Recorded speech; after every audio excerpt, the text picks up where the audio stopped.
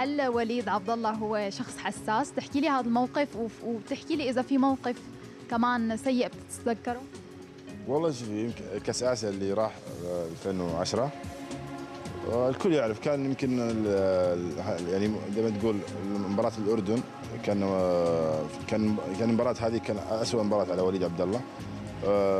يعني مو عن طبيعي يكون كل بشر يكون حساس، كل بشر يكون لا ردة فعل، لكن الشيء اللي طلع من وليد عبد الله يعني من قهرته كان على المنتخب، يعني كان ابغى اسوي شيء البلدي، هذا اللي يعني طلب اني انا وليد عبد الله كان يكون حزين اكثر.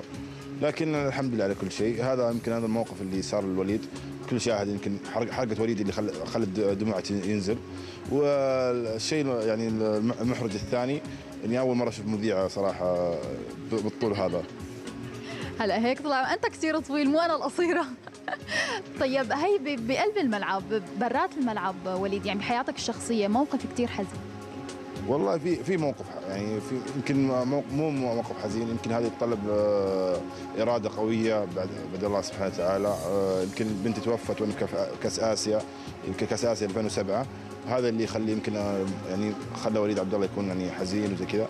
لكن لاجل الوطن بسوي اي شيء. الحمد لله على كل شيء، الحمد لله الله رزقني بعبد الله الحين.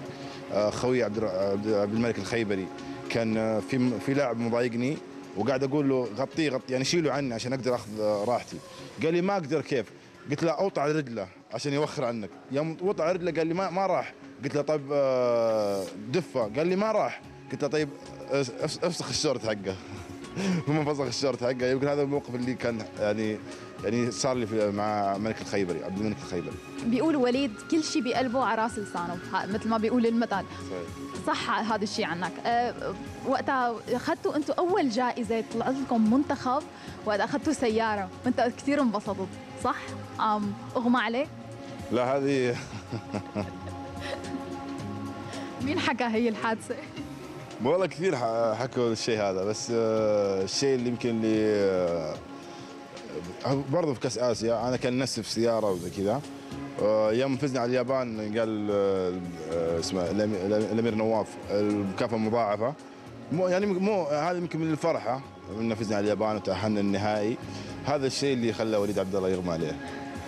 طيب وليد، في مثلا تحكي لي موقف انت عملته باحد زملائك ولهلا بتضحكوا كل ما مثلا تتذكروا؟ انا تتذكر شو عملت فيك اي في يمكن عبد العزيز السعران كان في النادي وكان مخلي سيارتي شغاله وخذيتها انا وخليتها عندي يومين في الجراج، وهو قاعد يدور وبلغ الشرطه وبلغ. بعدين اتضح انه هي معي، وكان هو يوم شاف الموقف هذا يمكن جالس اسبوع ما يكلمني عشان كذا. وكل ما شفته اقول له يعني اخذت سيارتك. صار ما عاد يخلي سيارته في النادي شغاله.